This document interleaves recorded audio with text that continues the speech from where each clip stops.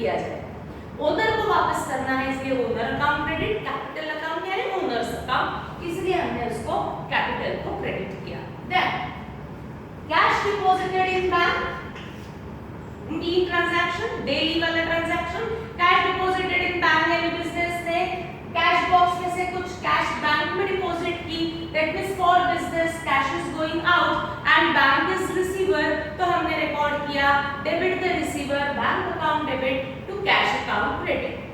Then next purchase goods for cash, business ने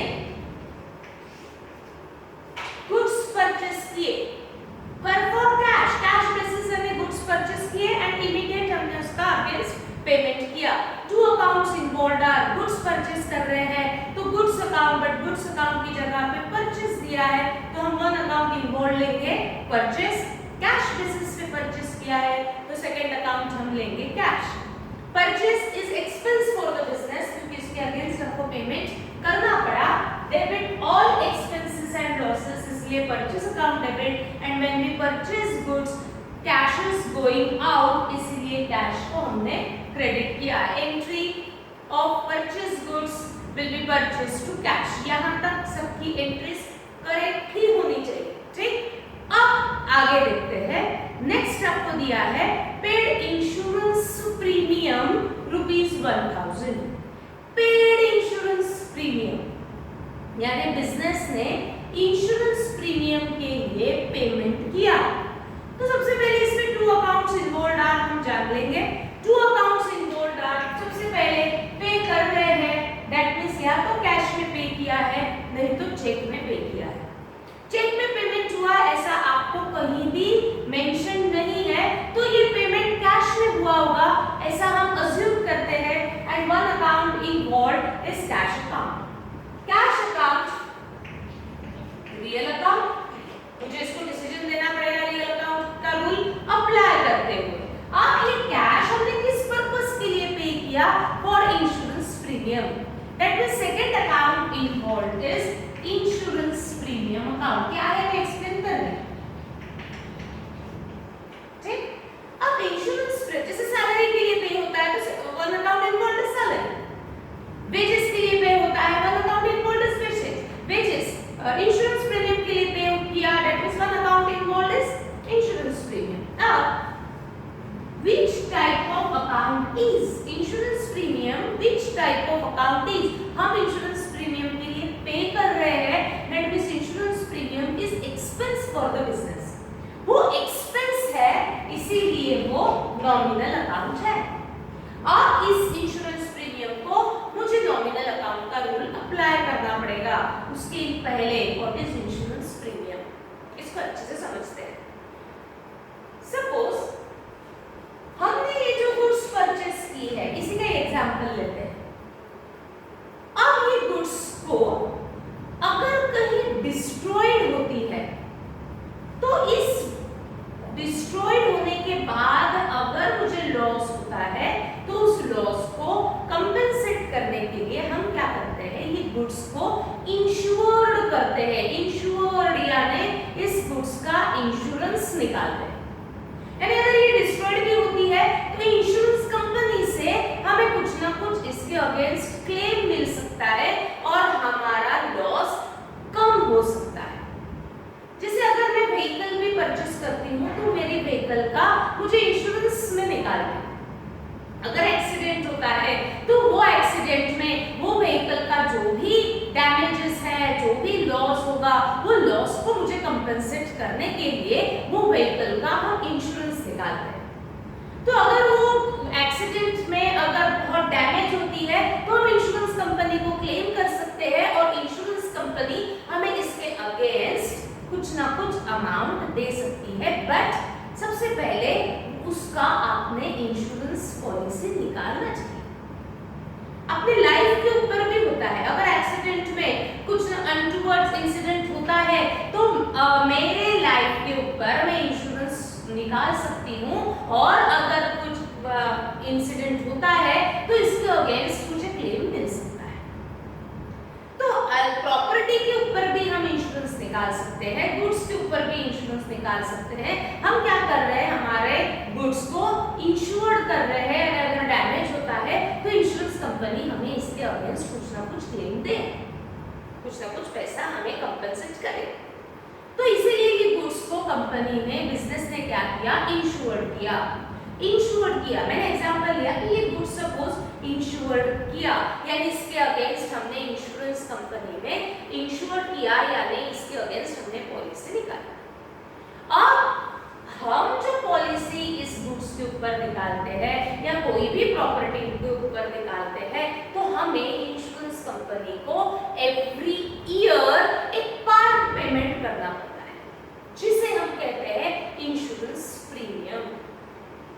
हमने ये अपनी प्रॉपर्टी, अपने गुड्स इंश्योर किए, पॉलिसी निकाली, तो अब हमारा काम क्या है कि इसके अगेंस्ट हम इंश्योरेंस कंपनी को एवरी ईयर पार्ट पेमेंट करेंगे, और उस पार्ट पेमेंट को कहा जाता है इंश्योरेंस प्रीमियम। हमने ये गुड्स जो भी खरीदे थे उसको इंश्योर्ड किया, इंश्योरेंस कंपनी को बताया अगर ये डैमेज होते हैं तो आपको इसके अगेंस्ट हमें क्लेम देना पड़ेगा। तो अब हम जब वो पॉलिसी निकालेंगे, इंश्योरेंस पॉलिसी को गुड्स का जब निकालते हैं, तब हम इसके ऊपर एवरी ईयर कंपनी को एक पार्ट पेमेंट करेंगे, और उस पार्ट पेमेंट को हम कहेंगे insurance premium.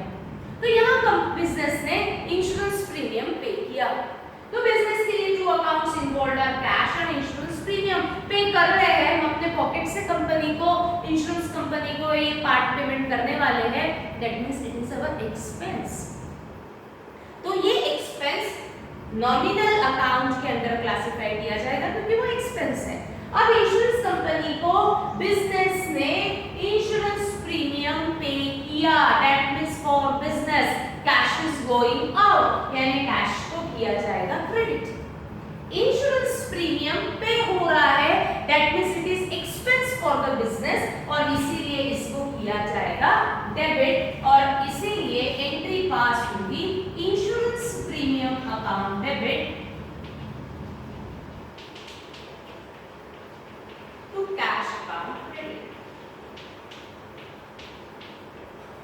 Insurance premium to cash, हमने कितना इंश्योरेंस प्रीमियम पे किया कंपनी को, 1000 rupees paid, being insurance premium paid.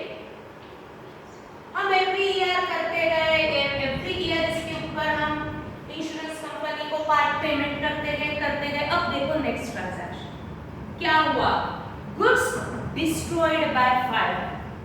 जो गुड्स हमने परचेस की थी उसमें से कुछ गुड्स डिस्ट्रॉयड हुई। कितनी डिस्ट्रॉयड हुई, 8000 की गुड्स जल गई, बट ये गुड्स मैंने इंश्योर्ड किए थे। अभी मैंने एग्जांपल में बताया कि ये जो मैंने गुड्स परचेस किए थे, इसके अगेंस्ट उसको मैंने इंश्योर किया था विद इंश्योरेंस कंपनी, हमने इसके ऊपर पॉलिसी निकाली थी, तो ये 50000 की गुड्स मेरी इंश्योर्ड थी, उसमें से 8000 की गुड्स डिस्ट्रॉयड हुई। तो मुझे 8000 की गुड्स जब डिस्ट्रॉयड हुई तो मैं तुरंत इंश्योरेंस कंपनी के पास गई, देखो ये गुड्स मेरी इंश्योर्ड थी, ये डैमेज हो चुकी है 8000 की गुड्स, तो इसके ऊपर आपको हमें क्लेम देना पड़ेगा। इसीलिए देखो आपको आगे क्या दिया है, insurance company admitted, underline admitted the claim of ₹6000। Insurance company ने कहा ठीक है 8000 की गुड्स आपकी डैमेज हुई है, हम इसके अगेंस्ट आपको कितना क्लेम सेटल कर रहे हैं, 6000। इंश्योरेंस कंपनी एडमिटेड यानी इंश्योरेंस कंपनी आपको प्रॉमिस कर रही है कि ये 8000 के अगेंस्ट हम आपको कितना क्लेम सेटल करेंगे, 6000। यानी 8000 की गुड्स डिस्ट्रॉयड हुई, इसके अगेंस्ट मुझे 6000 इंश्योरेंस कंपनी से पक्का मिलने वाले हैं, क्योंकि इंश्योरेंस कंपनी एडमिटेड कहा है, यानी उन्होंने आपको प्रॉमिस किया कि हम आपको इसके अगेंस्ट 6000 रुपीस देंगे, दिए नहीं, देंगे, प्रॉमिस किया है। एडमिटेड, पेड नहीं कहा है, इंश्योरेंस कंपनी पेड नहीं कहा है, एडमिटेड यानी इंश्योरेंस कंपनी ने कहा कि ठीक है हमने सब इंश्योरेंस जब गुड्स डिस्ट्रॉयड हुई तब उसकी वैल्यू कैलकुलेट किया, और इंश्योरेंस कंपनी को कहा जो गुड्स हमारी डैमेज हुई उसकी वैल्यू हमारे लिए 8000 थी, वो जल चुकी है। तो इंश्योरेंस कंपनी ने कहा ठीक है हम आपको इसके अगेंस्ट कितना क्लेम सेटल कर रहे हैं, कितना क्लेम दे सकते हैं, 6000 एडमिटेड को अंडरलाइन करना है। Admitted means insurance company promise कर रही है कि हम आपको 6000 रुपीस देंगे। मेरी गुड्स की वैल्यू कितनी थी? 8000।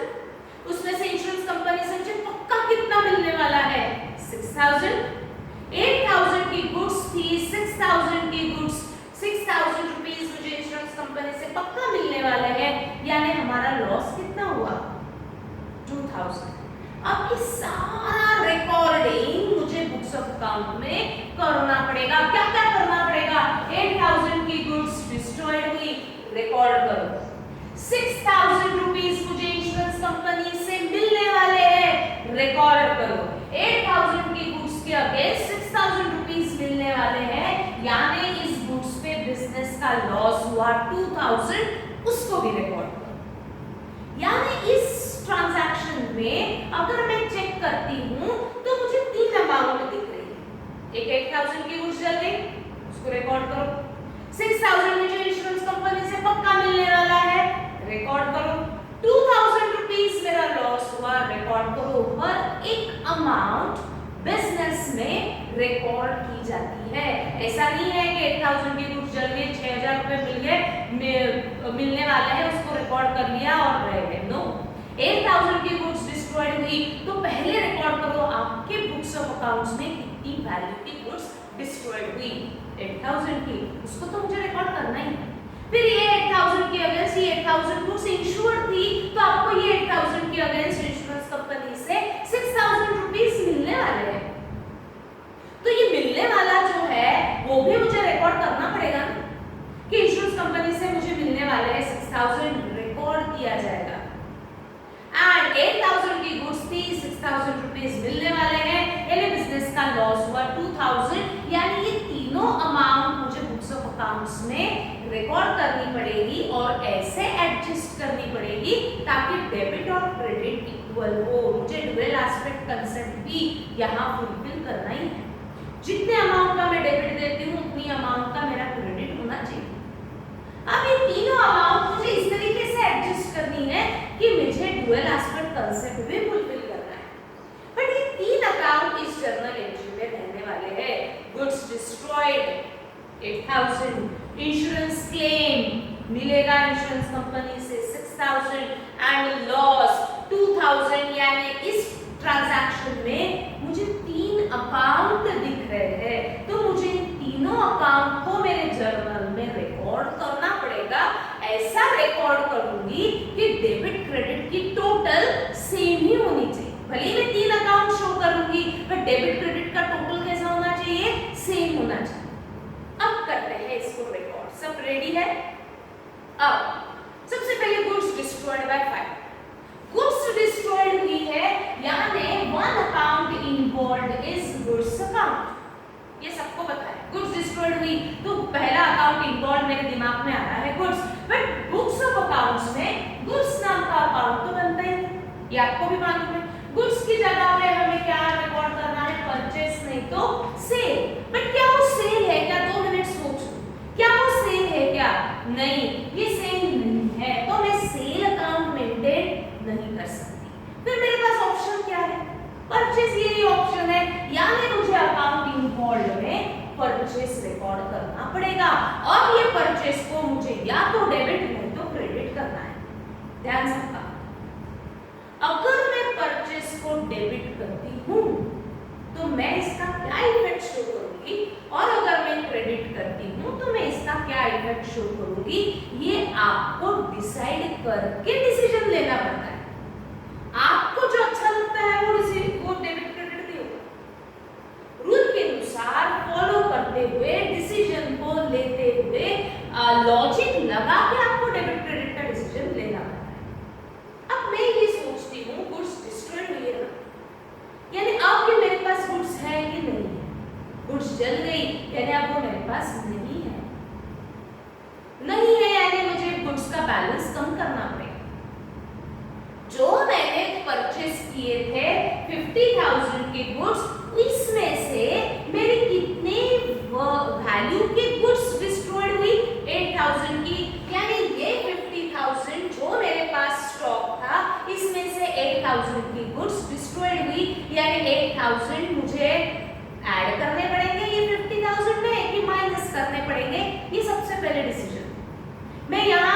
एक्सपेंस इनकम का डिसीजन नहीं लगा रही। गुड्स जो मेरे गोडाउन में थे उसमें से गुड्स डिस्ट्रॉयड हुए हैं, उसमें से कुछ गुड्स से डिस्ट्रॉयड हुए हैं, यानी कुछ गुड्स डैमेज हुए, जल गई। तो ये गुड्स जो 50,000 ऑलरेडी जो आपने परचेस किया था, इसमें से गुड्स डिस्ट्रॉयड हुए ना, तो उसको मुझे एक डिसीजन लेने के लिए डेबिट क्रेडिट को सोचना पड़ेगा।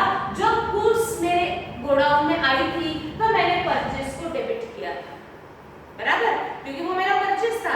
50,000 की गुड्स जब गोडाउन में आई थी मैंने हमने परचेस किया था और वो परचेस एक्सपेंस था, इसलिए मैंने परचेस को डेबिट किया था इस रूल से कि डेबिट ऑल एक्सपेंसेस। 50,000 की गुड्स परचेस अकाउंट में दिख रही है, पर ये 50,000 में से 8,000 की गुड्स जल गई ना, वो अब आपके पास है कि नहीं है? नहीं है, यानी मेरे परचेसेस मुझे कम करने पड़ेंगे, मेरा स्टॉक मुझे कम करना पड़ेगा। जो 50,000 की गुड्स थी उसमें से 1,000 की गुड्स जल गई है, तो इसको मुझे रिकॉर्ड करने के लिए सोचना है क्या ये 50,000 में और गुड्स बढ़ गई कि 50,000 में से गुड्स कम हुई? कम हुई। इस रीजन से कम हुई, destroyed by fire. Destroyed by fire से मेरे स्टॉक में जो गुड्स थी वो कम हो रही है, तो मुझे माइनस का इफेक्ट देना पड़ेगा। अब माइनस की इफेक्ट देने के लिए रूल फॉलो नहीं होता, माइनस के लिए आपको अपोजिट इफेक्ट देना पड़ता है। जो परचेस मैंने डेबिट किया था इसमें से 8,000 मुझे माइनस करने हैं, 8,000 मुझे माइनस करना है, क्योंकि 8,000 अब मेरे पास नहीं है, उसको तो मुझे रिकॉर्ड करना ही, यानी मुझे परचेस में से माइनस करना पड़ेगा। बट अकाउंटिंग में ऐसा यहाँ से आप माइनस नहीं शो कर सकते, माइनस की भी एंट्री पास करनी पड़ती है। तो माइनस के लिए अपोजिट इफेक्ट देना पड़ता है। जब गुड्स मैंने परचेस किए थे तब मैंने परचेस को डेबिट किया था। अब इसमें से 8,000 की गुड्स डिस्ट्रॉयड हुई, यानी ये 50,000 में से 8,000 की गुड्स कम हो रही है ना, तो मुझे माइनस करना पड़ेगा। और माइनस करने के लिए जो डेबिट हुआ उसको मैं अपोजिट करती हूँ, 2 लाइंस ब्लैंक रखते हुए पहले आप परचेस अकाउंट को क्रेडिट करेंगे 8,000।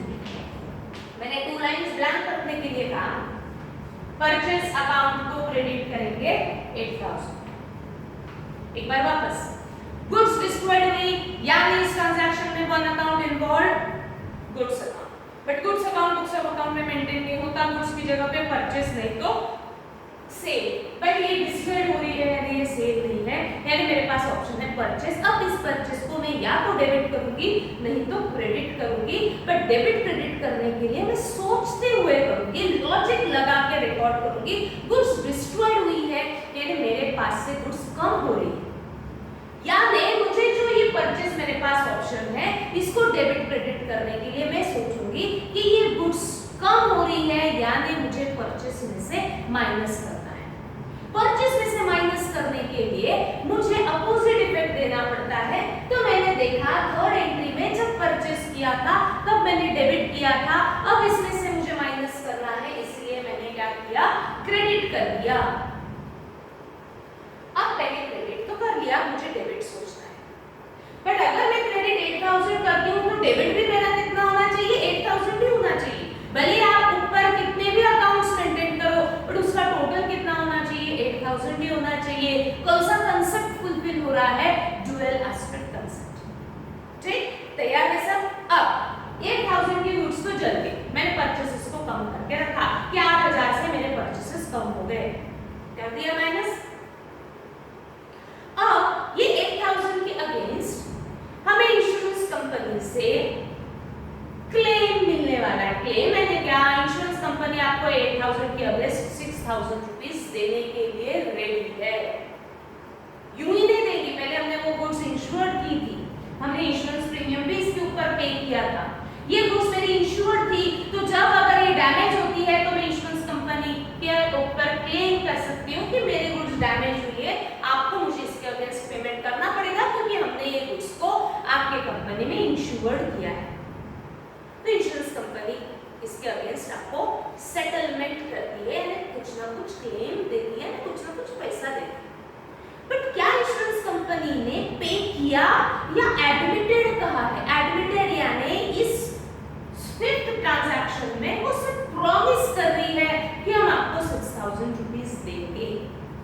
कौन देगा? Insurance company. किसको देगा? बिजनेस को।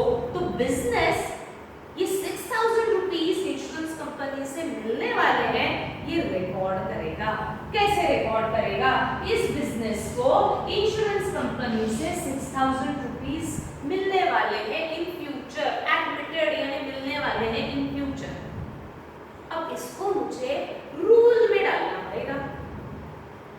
इंश्योरेंस कंपनी के साथ हम मॉनेटरी एक्सचेंज कर सकते हैं ना, हमने इंश्योरेंस प्रीमियम कंपनी को पे किया है, तो प्रीमियम की जो रिसीट मिली वो इंश्योरेंस कंपनी की मिलेगी। अब तो हमने डीलिंग किसके साथ की है? इंश्योरेंस कंपनी के साथ। That means insurance company is artificial personal account. Artificial यानी ये कंपनी से चलती फिरती नहीं थी, बट हम इसके साथ डीलिंग कर सकते हैं। That means it is a personal account. तो इंश्योरेंस कंपनी को मुझे पर्सनल अकाउंट का रूल लगाना है।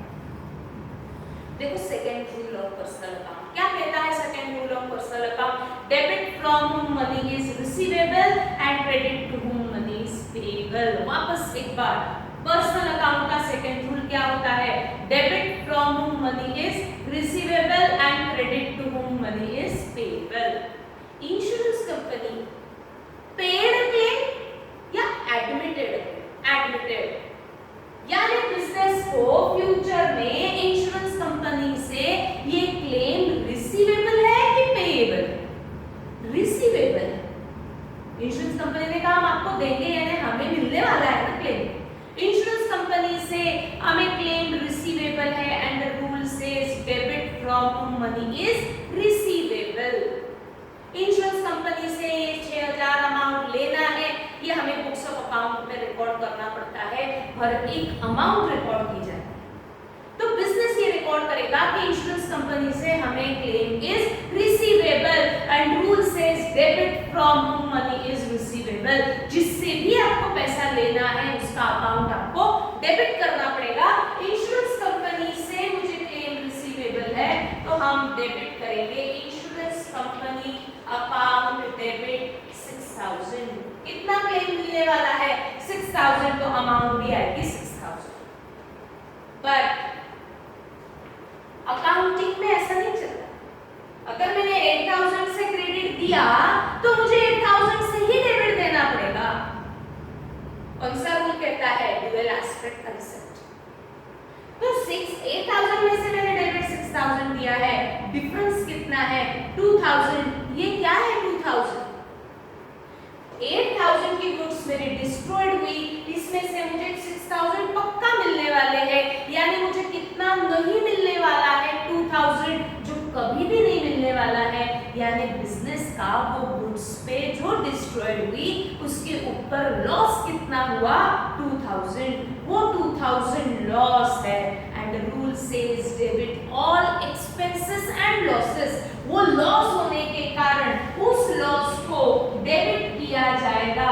लॉस है बट वो लॉस किस रीजन से हुआ है? Destroyed by fire. तो मैं लिखती हूँ loss by fire account debit. Loss by fire account debit. अब देखो इसमें 3 अकाउंट दिख रहे हैं बट अमाउंट डेबिट क्रेडिट का कितना है? 8000। कभी-कभी आपको 4 अकाउंट भी मिल सकते हैं जर्नल में, बट डेबिट क्रेडिट कितना होना चाहिए? अमाउंट जितना डेबिट उतना क्रेडिट। चाहे आप कैसा भी कर सकते हो बट अमाउंट आपका उतना ही होना चाहिए जितना। अगर मैंने क्रेडिट 8000 है तो मेरा डेबिट भी 8000 ही होना चाहिए। हमने अभी तक 2 अकाउंट्स इन्वॉल्व ही देखे थे, आज हमने फर्स्ट टाइम देखा इसमें 3 अकाउंट इन्वॉल्व है बट इनका टोटल दोनों का मैच हो रहा है। बराबर? आगे में आपको 4 अकाउंट मिलेंगे, 2 डेबिट 2 क्रेडिट, ऐसा भी हो सकता है बट दोनों का अमाउंट सेम होना चाहिए। डन? अब हमने क्या किया? एक बार first, goods destroyed by fire. Goods चल गए। जब गुड्स डिस्ट्रॉयड होती है तो one account involved is goods, but goods account में बुक्स ऑफ अकाउंट में मेंटेन नहीं करती, ये रोज सुनना है। गुड्स की जगह पे हमें परचेस नहीं तो सेल, बट ये सेल नहीं है, यानी मुझे परचेस को डेबिट क्रेडिट का डिसीजन लेना है। कैसे डिसीजन लूं? क्या ये एक्सपेंस है? क्या कभी परचेस डेबिट ही होता है कभी क्रेडिट नहीं होता? ऐसा नहीं। प्लस माइनस की इफेक्टिवली आप परचेस को एडजस्ट कर सकते हो। यहाँ गुड्स डिस्ट्रॉयड हुई है, यानी शॉप में से गुड्स मेरी कम हो रही है।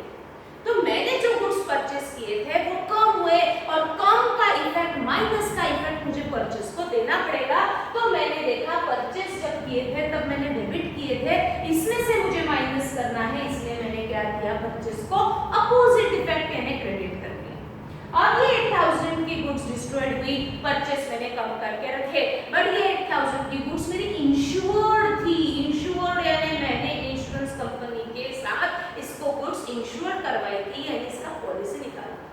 डैमेज होती है तो इंश्योरेंस कंपनी से हम क्लेम ले सकते हैं। 8000 हमने इंश्योरेंस कंपनी को बता दिया कि गुड्स 8000 की जल चुकी है। इंश्योरेंस कंपनी ने एडमिटेड क्लेम यानी एडमिट किया कि हम आपको 6000 का क्लेम देंगे, बट आज नहीं, कुछ दिनों के बाद। बट आज तो मुझे पता चल रहा है कि insurance company admitted claim of ₹6000, तो उसको मुझे रिकॉर्ड करना पड़ेगा। फिफ्थ ट्रांजैक्शन में क्लेम रिसीव है कि इंश्योरेंस कंपनी ने से प्रॉमिस किया है, तो उसको मुझे रिकॉर्ड करना है कि ये 6000 रुपीस मुझे इंश्योरेंस कंपनी से रिसीवेबल है। Debit from money is receivable, insurance company account debit.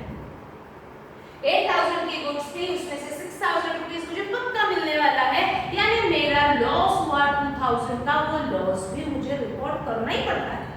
हर एक अमाउंट रिकॉर्ड की जाती है। 2000 का लॉस हुआ and rule says debit all expenses and losses, इसलिए उस लॉस को मैंने डेबिट किया, बट उस लॉस को हम कहेंगे loss by fire. Done? Doubts रहेंगे? लाइव सेशन है, लिखते हैं 3 goods destroyed by fire. Now, last transaction. देखो ये भी कंसेप्ट समझ में आना चाहिए। Last transaction, sold goods to Kiran for ₹60,000 less 10% trade discount, यानी हमारी बिजनेस ने किसी किरण को गुड्स सेल किए, यानी किरण हमारे बिजनेस की कस्टमर। ये किरण को जब हमने गुड्स सेल किए तो 60,000 लेस कुछ तो भी दिया है, trade discount. What is discount? ये सबसे पहले मालूम होना चाहिए। डिस्काउंट क्या होता है? हम हमेशा देखो फेस्टिवल के सीजन में फ्लैट 50% डिस्काउंट, फ्लैट 60% डिस्काउंट, यानी क्या कि वो कंपनी अपना प्रोडक्ट उसके एमआरपी से लेस में कस्टमर को सेल करती है, कम वैल्यू में बेचती है। अगर हम कम वैल्यू में बेचते हैं तो उसे कहा जाता है discount.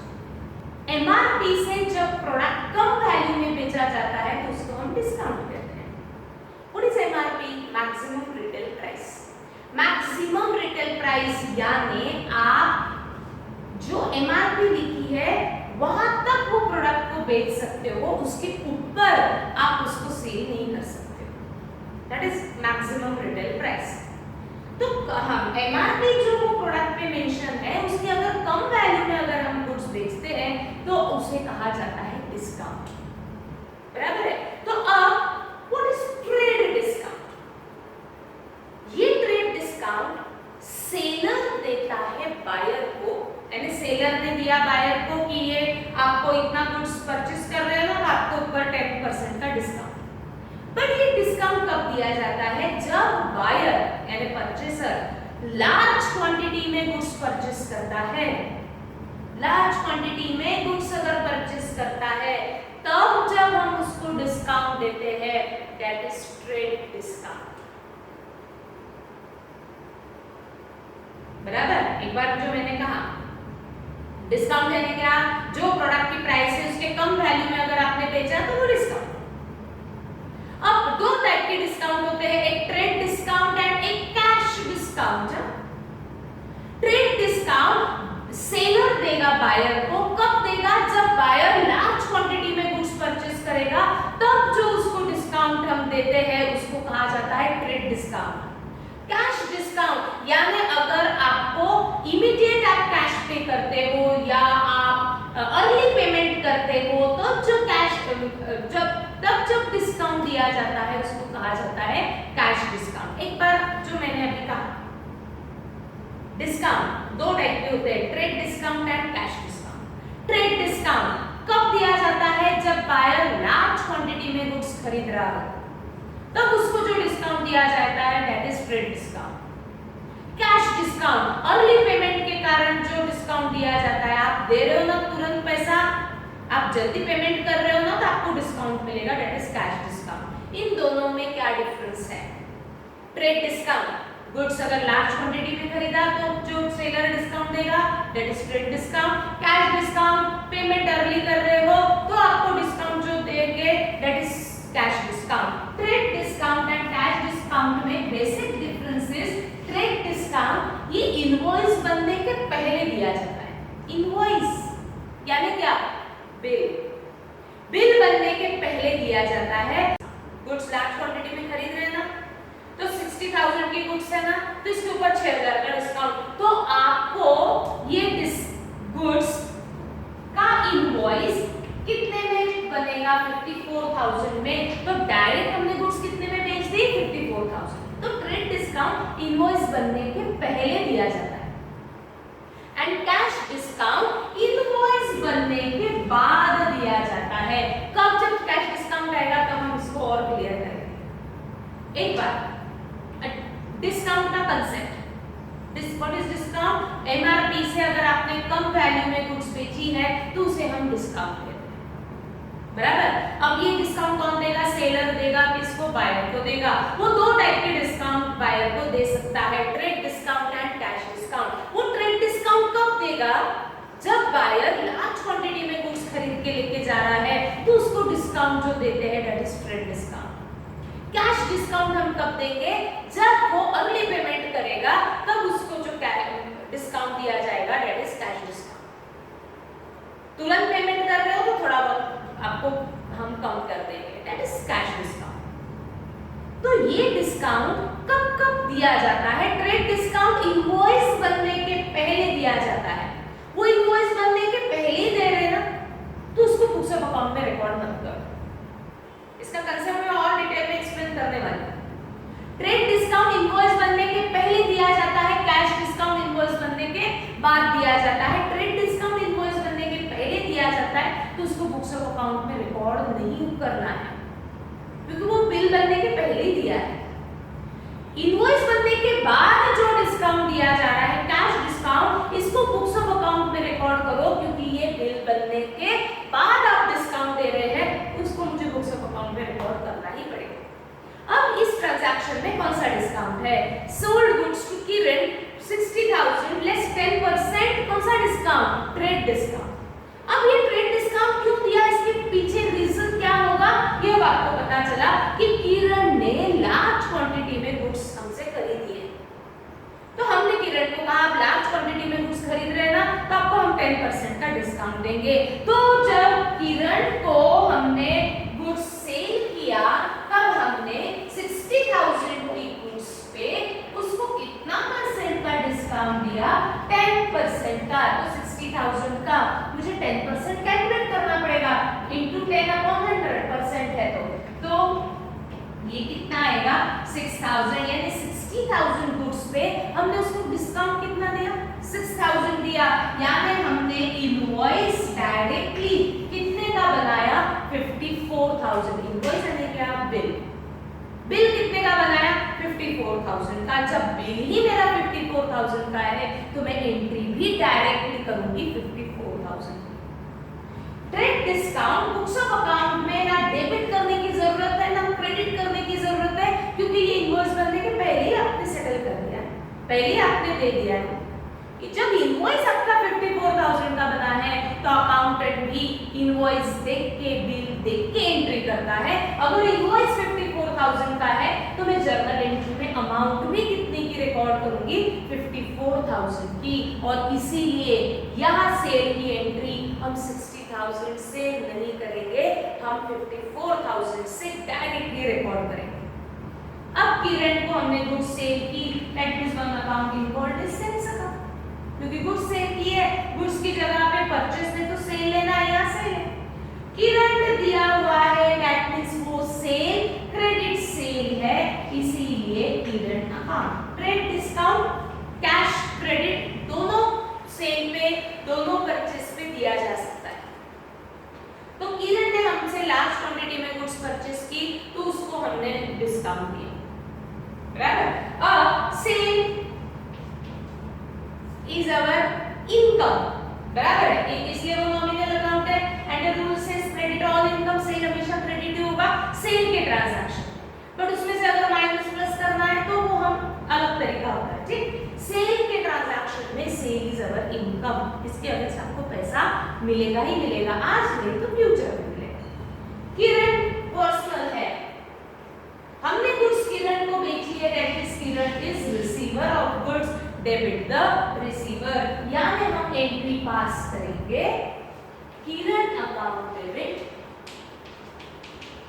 To sales account credit. कितना अमाउंट है?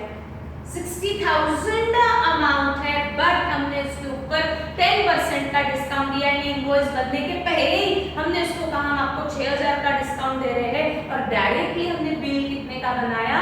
54,000 का, और इसीलिए हम अमाउंट भी लिखेंगे directly 54,000। Trade discount books of account में रिकॉर्ड नहीं होता, शो नहीं होता, क्यों? क्योंकि ये इनवॉइस बनने के पहले दिया गया है, तो इसको ना डेबिट करने की जरूरत है ना क्रेडिट करने की जरूरत है, हम डायरेक्टली लिखेंगे पेइंग गुड्स सोल्ड, या मेंशन करो एट 10% क्रेडिट डिस्काउंट। बहुत सारे कंसेप्ट और भी एक्सप्लेनेशन बाकी है, कैश डिस्काउंट भी हमारा बाकी है, बट हम धीरे धीरे आगे बढ़ेंगे। यहाँ तक आज जो मैंने डिस्काउंट का कंसेप्ट बताया है, आपको सिर्फ उतना ही आज क्लियर करना है। इसके बाद में हम और कैश डिस्काउंट जब लेंगे तब हम इसको और डिटेल में पढ़ेंगे। Thank you.